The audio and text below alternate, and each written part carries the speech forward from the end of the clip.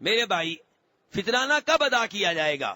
فطرانہ جو ہے میرے بھائیوں کب ادا کیا جائے گا؟ اس میں پہلا سوال یہ ہے کہ فطرانہ واجب کب ہوتا ہے، فرض کب ہوتا ہے؟ کیا 15 رمضان کو فطرانہ واجب ہو چکا ہوتا ہے؟ نہیں، جب آخری روزے کا سورج غروب ہو جائے تب فطرانہ واجب ہوتا ہے، جس کا مطلب یہ ہے کہ اگر کوئی آدمی سورج غروب ہونے سے 1 منٹ پہلے فوت ہو گیا تو اس کا فطرانہ ادا کرنا ضروری ہے کہ ضروری نہیں ہے؟ ضروری نہیں ہے، کیونکہ اس کے اوپر ابھی واجب ہی نہیں ہوا تھا۔ دوسری شکل، سورج غروب ہونے سے 1 منٹ پہلے آپ کے گھر میں بچہ پیدا ہو گیا، آخری روزہ ہے، سورج غروب ہونے سے پہلے اس کا فطرانہ ادا کرنا ضروری ہوا کہ نہ ہوا؟ ضروری ہو گیا۔ تو فطرانہ واجب تب ہوتا ہے جب آخری روزے کا سورج غروب ہو جائے، لیکن ویسے واجب ہونے سے پہلے آپ ادا کر سکتے ہیں۔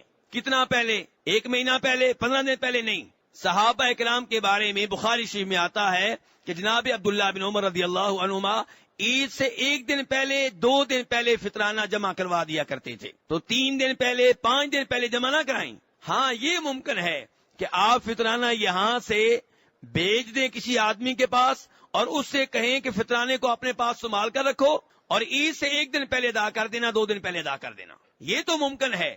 لیکن فقیر کے پاس فطرانہ آپ کا عید سے 20 دن پہلے پہنچ جائے، 10 دن پہلے پہنچ جائے، یہ سنت کے مطابق نہیں ہے۔ نقدی یا کرنسی فطرانے میں دینا یہ نبی علیہ الصلوۃ والسلام سے ثابت نہیں ہے، صحابہ کرام سے ثابت نہیں ہے۔ کئی ایک علماء کرام کہتے ہیں کہ اگر فقیر کا فائدہ اس میں ہو تو آپ ادا کر دیں، اور کئی تابعین سے ثابت ہے، لیکن بہتر اور افضل میرے بھائی یہی ہے کہ نبی علیہ الصلوۃ والسلام نے غلے کا نام لیا ہے، اناج کا نام لیا ہے، کرنسی کا، نقدی کا نام نہیں لیا، تو اس سے اجتناب کرنا چاہیے۔ ہاں، یہ ہو سکتا ہے کہ آپ اپنے گھر کرنسی بھیجیں، آپ اپنے وکیل کو کرنسی دیں اور اس سے کہیں کہ اس سے غلہ خرید کر فقیر کو دے دینا، کیونکہ حدیث میں لفظ ویسے بھی کیا آیا؟ تو متن للمساکین، شریعت چاہتی ہے کہ فطرانہ مسکین کے لیے کھانا بن جائے۔ لوگوں سے آپ بات کریں گے، وہ کہیں گے لو جی آپ عجیب باتیں کرتے ہیں، فقیر کیا کرے گا اتنی گندم، چاول کیا کرے گا، اس کو کپڑے چاہیے، اس کو جوتے چاہیے، اور آپ جناب گندم کے ڈھیر لگا رہے ہیں۔ میرے بھائی نبی علیہ الصلوۃ والسلام نے کہا تو متن للمساکین کہ فطرانہ اس لیے ادا کرنا ہے کہ مسکین کے کھانے کا بندوبست ہو جائے۔ آپ نے یہ نہیں کہا مسکین کے کپڑوں کا بندوبست ہو جائے۔ مسکین کو کپڑے چاہیے تو گندم کا مالک ہے، بیچ لے لے جو لینا چاہتا ہے۔ تو ہم نے بہرحال کوشش کرنی ہے کہ سنت کے مطابق ادا کریں۔ میرے بھائی فطرانے کا حقدار کون ہے؟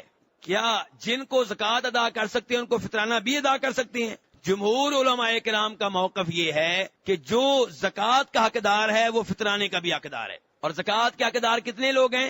8 طرح کے لوگ ہیں: فقیر، مسکین، مسافر، جہاد میں زکوٰۃ جمع کرنے والے، جن کے دل جتنا مقصود ہوں، جس کے اوپر قرضہ ہو، وغیرہ وغیرہ۔ تو کچھ جمہور علماء کرام کہتے ہیں جو زکوٰۃ کا حقدار ہے اور فطرانے کا بھی حقدار ہے۔ یہ موقف جمہور علماء کرام کا ہے، لیکن امام مالک کے ماننے والوں کا یہ موقف ہے کہ زکوٰۃ کا حقدار فقیر اور مسکین ہے، باقی کوئی اور نہیں ہے۔ کیوں؟ کہتے ہیں حدیث کے اوپر غور کر لیں۔ نبی علیہ الصلوۃ والسلام نے کہا فطرانہ اس لیے ہے کہ مسکین کے کھانے کا بندوبست ہو جائے۔ کس کے کھانے کا؟ آپ نے یہ نہیں کہا مجاہد کے کھانے کا، آپ نے یہ نہیں کہا کہ جس کے اوپر قرض ہے اس کے کھانے کا بندوبست ہو جائے۔ مسکین، اگر جس کے اوپر قرضہ ہے وہ مسکین ہے تو اس کو بھی آپ دے سکتے ہیں۔ جہاد کرنے والا جو ہے اگر وہ فقیر ہے تو اس کو بھی آپ دے سکتے ہیں۔ مسجد کا مولوی اگر مسکین ہے تو آپ دے سکتے ہیں، اس وجہ سے نہیں دے سکتے کہ مولوی ہے۔